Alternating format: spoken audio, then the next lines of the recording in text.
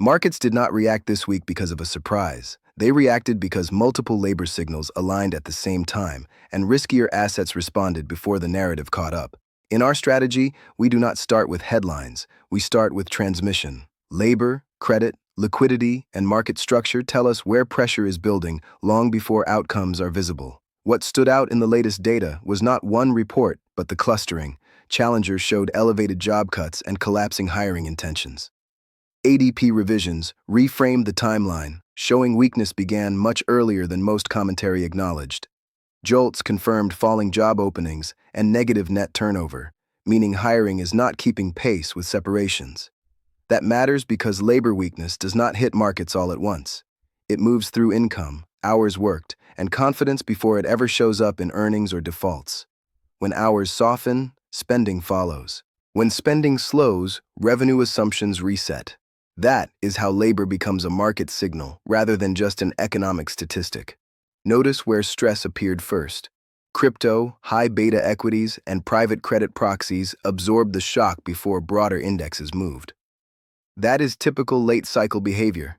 The most liquidity-sensitive areas respond first, not because they predict a recession, but because they feel tightening optionality sooner. Private credit is important here, not as a cause, but as an amplifier. When cash flow weakens and refinancing conditions tighten at the same time, credit stress accelerates quickly. That is why our strategy watches credit behavior closely once labor begins to deteriorate. This is not a crash call. It is a phased discussion. We are mapping rising fragility rather than forecasting outcomes.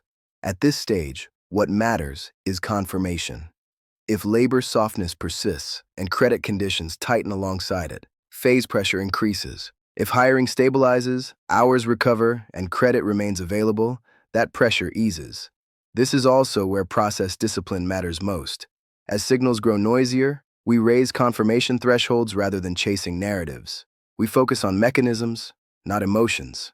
If this kind of signal-based, probability-driven framing helps you understand where risk is building and where it is not, subscribing gives you continuity.